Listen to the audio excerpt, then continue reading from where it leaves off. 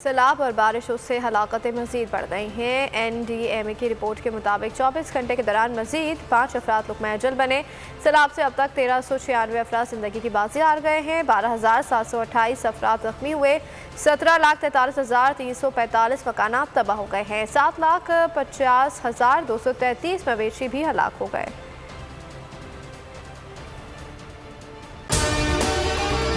अगर आपको हमारी ये वीडियो पसंद आई है तो लाइक पर क्लिक कीजिए।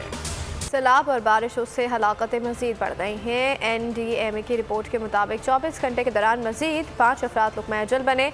सैलाब से अब तक 1396 अफराद जिंदगी की बाजी हार गए हैं। 12,728 अफराद जख्मी हुए। 17,43,345 मकानात तबाह हो गए हैं। 7,50,233 मवेशी भी हलाक हो गए।